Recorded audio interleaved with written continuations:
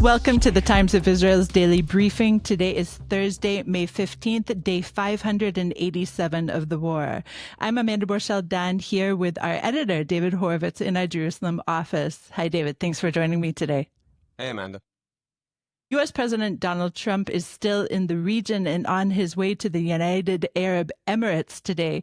We will discuss what has been happening in Saudi Arabia and in Qatar and how all of this reflects Israel. We are the Times of Israel, after all. After that, we will discuss what is happening currently with the hostage release ceasefire negotiations and more when we're back.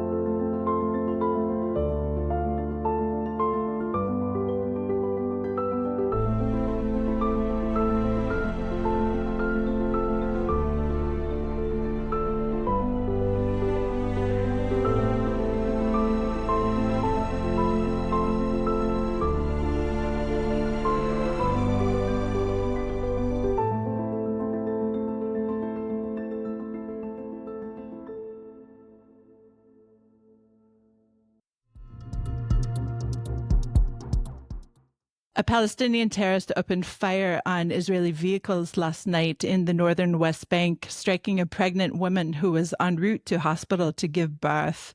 Her baby was born via cesarean section and is now in immediate intensive care. And the woman, unfortunately, Tseela Gez, a 30-year-old, was killed. Let's move on to U.S. President Donald Trump, who is now in the region. He landed in Saudi Arabia to much fanfare, and indeed he is being greeted by fanfare wherever he's gone, and I'm sure he will as well in the United Arab Emirates today. Most of what he's been doing so far seems to be economic deals, and of course Israel is always in the background, Israel and the Gaza war. So let's start. There's so much to pick apart here, but I am most interested in actually a very brief meeting that took place between President Donald Trump and the new Syrian president. And it was just very much a high-buy kind of situation, though, of course, Donald Trump complimented the new Syrian leader on his appearance. And after that, or immediately before that, you tell me, David, the sanctions that the U.S. has placed on Syria were lifted. This is a huge deal. This means that banks can start working again, and in fact, donations can come into the country. These sanctions were really crippling. So this is basically giving, I don't know, new hope to the Syrian regime. So, David, tell us what you think about specifically this meeting, and then we'll branch out to the various other stops that have been on Donald Trump's list.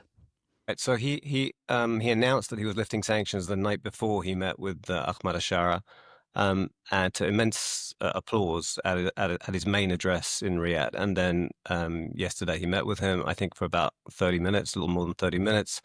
This was a meeting brokered by or hosted by Mohammed bin Salman, who we'll come to that in a second, but who strikingly Trump has referred to as his or America's strongest partner in this part of the world.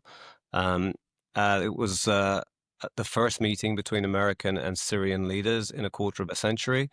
And as you said, speaking to reporters on the plane afterwards, he spoke of him as being tough and attractive and a fighter. I mean, in glowing terms, this is somebody, remember, who from 2018 until last December was a wanted terrorist with a $10 million reward for his arrest. So it is quite the change. From an Israeli perspective, because as you say, we are the Times of Israel, it's troubling. Israel is, at the very, very least, extremely wary. Israel has taken control of areas on the Syrian side of the Golan because it's concerned about what this regime might get up to. It has protected Druze.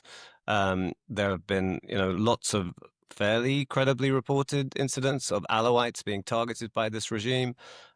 When al-Sharaa took power, Israel began targeting army bases and military equipment that the Assad regime had left behind so that it wouldn't fall into their hands. There's been almost confrontation, I would say, between Israel and Turkey because Turkey was going to move into some of those bases. So this is quite striking. At the same time, we should add that Trump didn't just say, hey, what a cool guy this guy is.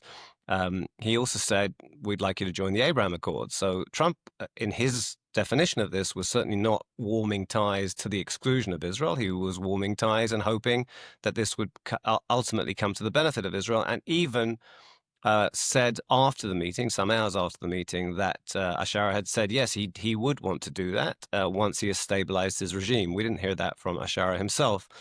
But, you focused on this as the first area of tremendous drama on this Trump tour. And so it is. It's a big deal. It's not the only one. Right. I mean, for us, for Israel, we share a border. And so it's extremely important to know with whom we're dealing.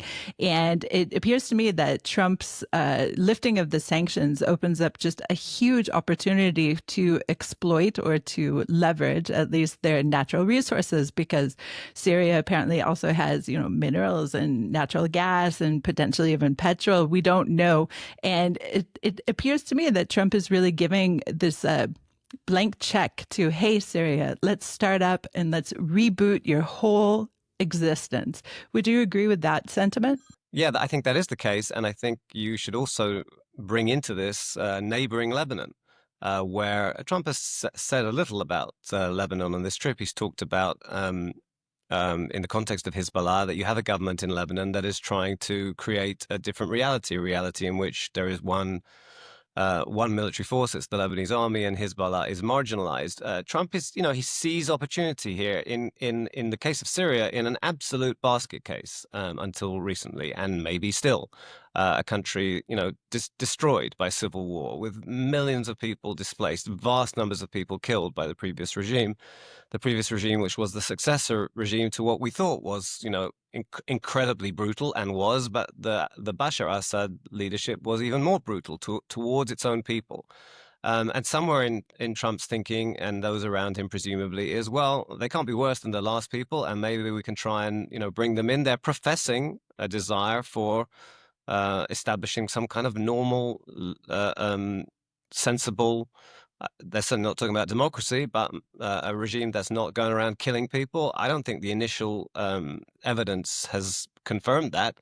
But Trump is in a way, he's taking a gamble. He's placing, he's putting faith until proved otherwise. Whereas Israel, which happens to be next door, has to do the opposite, which is be wary until convinced otherwise, and even then be fairly wary. So, I think it's troubling for Israel that the sanctions were lifted without conditions, without guarantees regarding the border, without something substantive. But that has been the Trump approach, and it's playing out in other ties and developments on this trip. Just last final word on Syria. The responses that I've heard so far from the Syrians themselves are, of course, overjoy. As I mentioned, they don't have banking right now. They're not able to transfer money between each other. And not only that, many voices are saying, hey, maybe all of these Syrians who left during the worst of the civil fighting will come back. And if you think about it, so many of them did make a new home in Europe. And so it's quite possible that they're able to come back and just really rejuvenate this country. You know me, David, I get a little too optimistic and excited before proven otherwise. I mean, all I would say is, there are echoes there. There are not parallels. There are echoes there of Gaza. Israel leaves Gaza in 2005. Lots of talk of Palestinian external investment to turn Gaza into something democratic, even certainly thriving. There was building, there was investment in infrastructure. And then within 2 years, Hamas took over and subverted every conceivable resource to the goal of destroying Israel. And therefore, there is understandable wariness and dismay in Israel, not because we don't want Syria to turn into, I don't know, whatever you want to call it, a genuine allied democracy alongside Israel. Of course we do, as we do with Lebanon. But there has to be, on the Israeli part, concern primarily for essential security and so on. This is an immediate neighbor with a history of tremendous aggression and delegitimization of Israel. So people, Trump and Israel are coming at this from very different directions.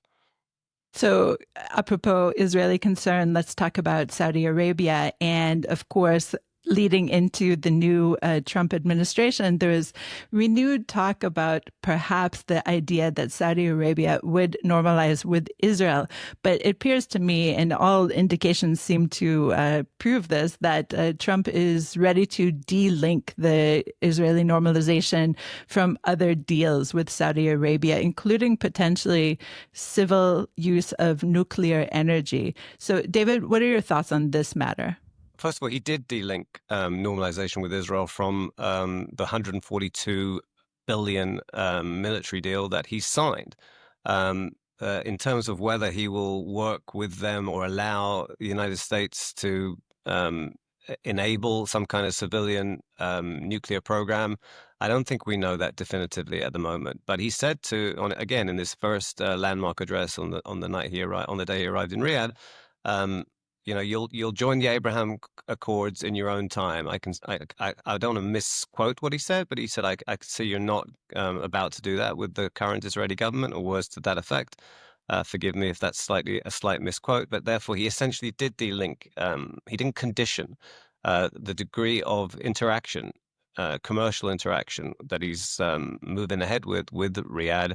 He delinked that from a requirement to normalize with Israel, but he encouraged the Saudis to normalize with Israel. I think what we're seeing here, and this was overt, that was quite an extraordinary speech that he delivered. And at one point in the speech, he directly addressed Mohammed bin Salman, the Saudi crown prince, and he said, "You are our strongest partner in this part of the world." Now, listening to that in Jerusalem, I'm sure would be very troubling for Israel's leadership, and it's troubling for us all because it's an overt marginalizing or decentralizing of Israel as the key American asset in this part of the world or partner in this part of the world. Um, I don't want to get too carried away, but I think that's fairly dramatic. I don't know, David. I just wonder, what does he mean by strongest? Does it mean most loyal, or does it mean wealthiest, the one who has the biggest ability to help America? What does it mean? What is strongest? Okay, so he's very interesting with his language, and he spoke for a long, long time. You go look at that speech, which actually we haven't published in full, and maybe we should. As soon as I finish talking to you, maybe we'll do that. He said lots of things about Saudi Arabia, and basically spoke about it as a nation transformed. Astounding what you've done in the last few years. How ridiculous that the previous administration didn't exploit that. He's basically he was gushing over this ostensible transformation, maybe transformation, and the Crown Prince's role in it. Do you ever sleep? How are you getting all this done? You're just amazing. Basically, I like this guy. I'm not making that up. Those are the words that he used, right? So, and that is not you. I don't. Yeah, I mean, he has used complimentary language with Netanyahu, but I don't think you can doubt that for a president who's incredibly deal oriented, for a president who's trying to do business for the United States, again, he's just signed a $142 billion arms deal. There's been nothing like that in a country that is not at peace with Israel. So Saudi Arabia is in the process of, has certainly in the Trump mindset to me, been transformed into he defined it, strongest partner. Make of that what you will, in an Israel which used to be the go-to place for tech and innovation and still is astonishing. But the fact is, and this is, it's it's complicated. You can't even fly safely to and from Israel at the moment. You don't have those issues with Saudi Arabia. Now, you might say, well, if Trump, when he did his deal with the Houthis, had insisted that they stop targeting Israel, you would be able to fly here. And there might be some truth in that. But the reality in which Trump arrived in the Gulf is, here's this incredibly vibrant state with a young leader who obviously, rolled out the red carpet to every degree to make Trump feel beloved and valued, and this is not the first time. Is showing potential opportunities for partnerships. I mean, we're moving past Saudi Arabia now, and we've discussed Syria. In the meeting between Trump and al-Sharaa of Syria, which the Crown Prince, of course, hosted, they also had Turkey's President Erdogan on a video link. Now, Trump talks up Erdogan all the time. Erdogan, who is incredibly hostile to Israel, openly supportive of Hamas. And these are the people with whom Trump is, at the very least, deepening relations. Even if you want to say he's not marginalizing Israel, and he said, it's not as though Israel is being sidelined. If I have good relations with the Gulf, he said yesterday, that's good for Israel. But he didn't come to Israel. on this trip. He didn't, and I don't know, but I would imagine if the president of the United States had said, "Well, I would like a representative of Israel," they would have. Why wasn't Ron Dermer? If the prime minister has many other things to do, and maybe you didn't want to elevate a sort of head of state to that visit, but maybe you did. But you could have brought somebody else. So we're not on the itinerary. We're not at the table physically, and we're kind of not at the table. Um, it's not really metaphorically, it's in the practicality of this. Deals are being done, vast deals are being done outside of military deals. There's no Israeli component there. We used to be the go-to place. And just one more thing on the military deal. We don't know all the specifics of what has been agreed here. But Israel has maintained air supremacy in this part of the world. It's not clear what planes, it's certainly not clear to me, I don't think it is known yet, exactly what models of what planes might be made available to the Saudis.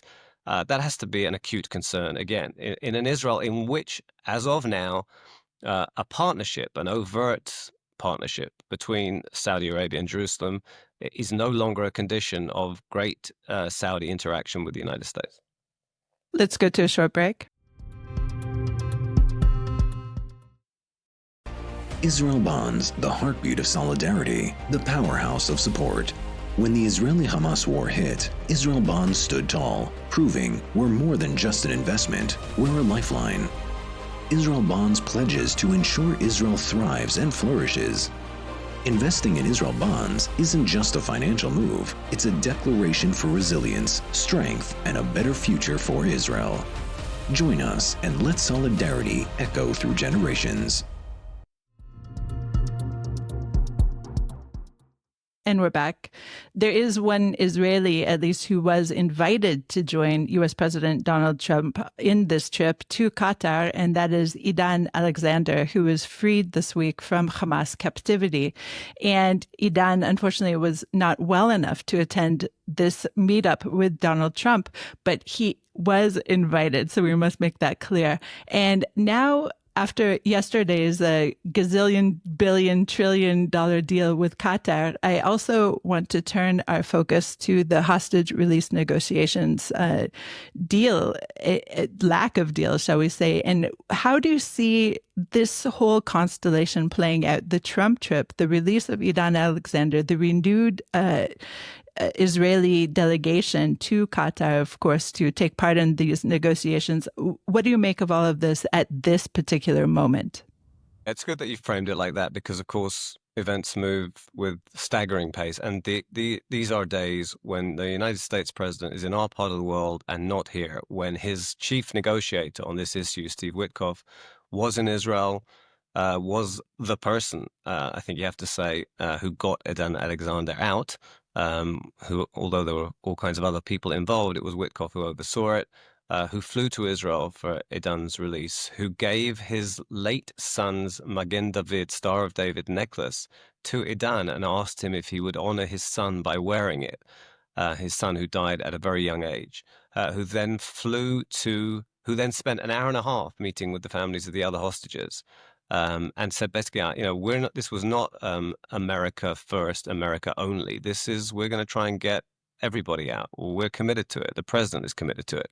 Who flew to Doha, where there is an Israeli delegation, who spent, we're told, 2 hours on the phone with Netanyahu yesterday, who came out of his trial, where he's testifying, to speak to Witkoff. And as things stand now, it seems that Witkoff is trying to forge some kind of new arrangement under which all the hostages are freed, and Hamas relinquishes power and the war comes to an end. And Netanyahu is resisting that because Netanyahu thinks that if Hamas is capable, potentially, of returning to power, then we are just asking for further horrors from Gaza.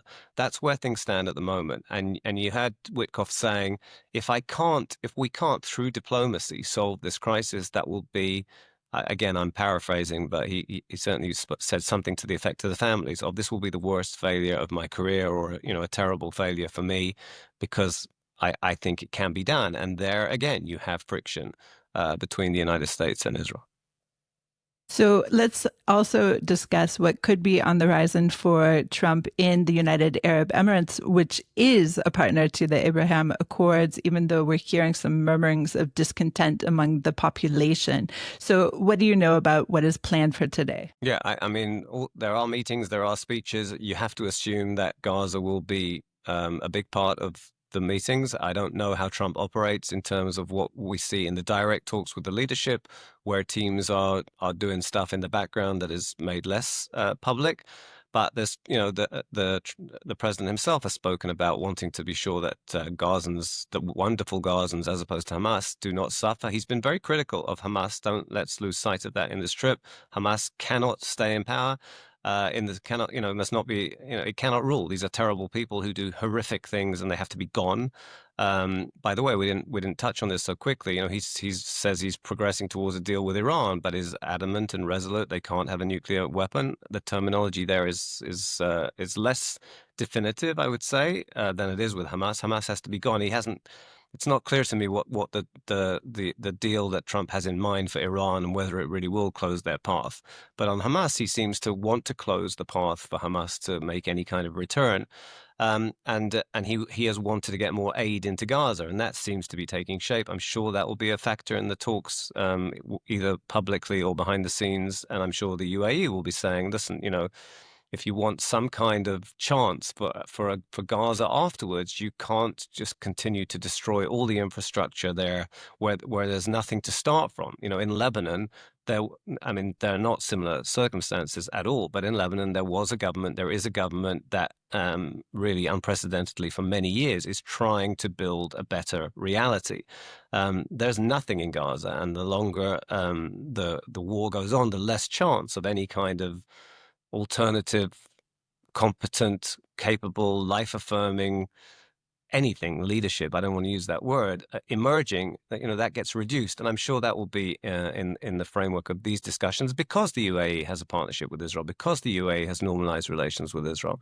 And therefore, rather than people who are outside of that loop, these are people who are inside the loop with an American president, presumably will be trying to work towards, I don't know, improving the situation in Gaza, or potentially improving the situation in Gaza once the fighting is over. Okay, David, I don't know if you remember in all of the news that's been flooding, but Israel's candidate for the Eurovision is performing tonight, Yuval Raphael. Have you had a chance to listen to any of the Eurovision songs? This is the second semifinal. I just want to hear if you have any particular person other than Yuval Raphael that you're pulling for. This is going to be a huge shock and a terrible blow. But no, I have not followed Eurovision's first semi-final last night, and it was 2 nights ago, right? Tuesday night, in which Israel did not participate. I know that Yuval, who is, of course, a survivor of the Nova massacre, is singing tonight. And we know, of course, that there have been the predictable protests and demands that Israel be banned from this competition, which the organizers have resisted. And somebody charmingly making a slit your throat gesture at her as she was introduced at the start of the proceedings earlier this week. So I'm sure, she's apparently been rehearsing being booed, which was the same happened at last year's event, where Israel's entrant Eden Golan was just incredible. I thought there was such hostility in the room, and a young woman performing the way she performed last year. And I suspect that Yuval, having been through what she's been through, is pretty tough and will deal with the hostility that, unfortunately, we can expect will be directed at her. So any listeners who are interested in the ins and outs of Israel at the Eurovision contest throughout the entire history of Israel's participation, please check out our What Matters Now episode that dropped last night, and we get into all the nerdy facts and figures about Israel at the Eurovision. Check it out. David, thank you so much for joining me today. Thanks, Amanda. Take care. Thanks for listening to the Times of Israel's Daily Briefing. Please check out another installment tomorrow. This episode was produced by the Podwaves and video edited by Thomas Gersh. If you have any questions or comments about this or any other episode, please drop us an email to podcast@timesofisrael.com. Until tomorrow, shalom.